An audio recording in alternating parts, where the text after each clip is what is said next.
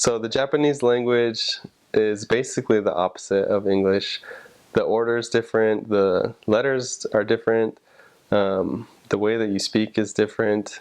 But I don't know, I remember getting my call and everybody was telling me, oh, you're going to Japan, that's an impossible language. You're going to spend 2 years and you're still not going to know the language.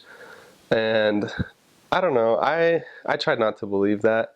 And I think that throughout my mission, more than I felt like it was difficult, I felt like it was amazing that we were learning it. We would meet people who had lived in Japan for years and years and they spoke hardly any Japanese. And then we'd only been there a couple months and we were speaking pretty fluently.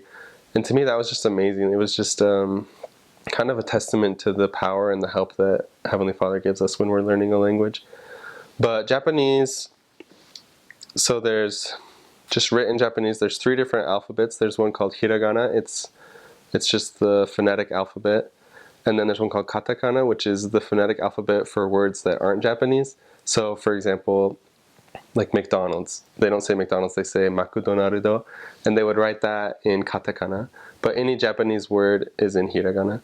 And then they have the characters, the kanji, which that takes years and years to learn, I think. And as a missionary, you learn some of them, but they're not super vital to your everyday activities. In the Book of Mormon and in anything that you'll have to read, they'll have the hiragana written by the kanji so that you can know how to pronounce it. As far as speaking goes, the order is typically, I haven't thought about this in a long time, but the order of sentences is typically subject, object, verb. So you say who's doing it and then what they're doing or where they're going to, and then you always end with the verb. And for every noun that you use, there's going to be a particle that will mark what that noun's doing. So you could say like I or me, and then you have to mark that as the topic or the object or whatever role that's playing in the sentence. And then you always end with a verb. And with the verbs, there's a bunch of different ways to end verbs to change what you're trying to say. So you can say like I did go or I didn't go, or I want to go, or I think I should go, and all of those you change those at the end of the verb. So I should give an example maybe. So if you want to say like I went to church, you would say like watashi, which means I. Watashi wa kyokai ni ikimashita.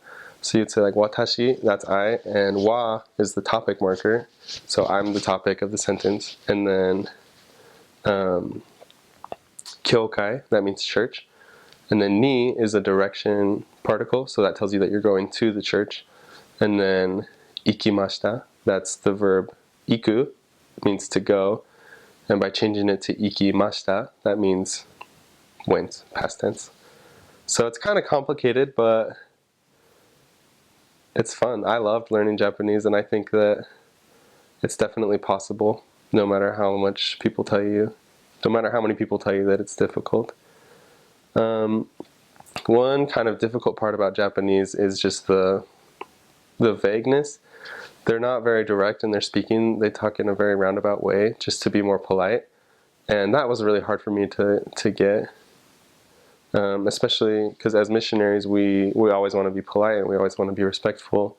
And there's so many rules for how to do that. So that was something that was hard for me to pick up. But I mean, you just ask people a million questions and do whatever you can to learn the language, and it comes. Japanese pronunciation seems like it would be really hard, but it's actually a lot easier than English, I think, because everything is just said however it's spelled. There's no exceptions or tricks. So they have, I don't know off the top of my head, I think it's 46 different sounds, and it's like a, I, U, E, O, ka, ki, ku, ke, ko. They always go together. Like they would be 2 letters in English maybe, but it's just one character, like ka, ki, that's ka is one character, ki is one character, or like sa, shi, su, se, so. Does that make sense? And so, yeah, it's always the same no matter what word it's in. There are some words that are more difficult to say. It took me 6 months to be able to say McDonald's just because those words were the hardest for me. The English words that they say with Japanese accents like McDonald's or like allergies, they would say arerugi. And that was really hard for me to get because I always just wanted to say it like the English way. But for the most part, the pronunciation is really straightforward.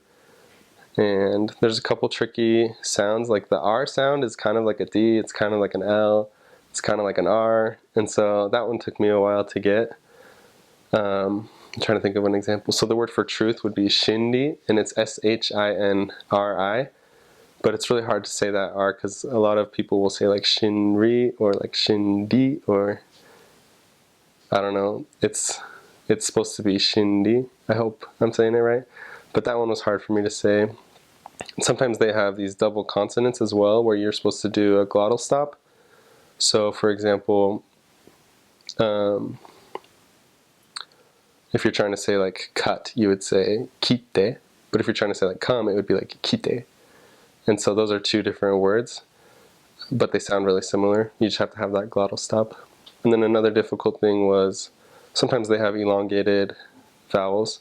So for example, my trainer's name was Elder Ogaki, and the O needs to be long or else it means something completely different.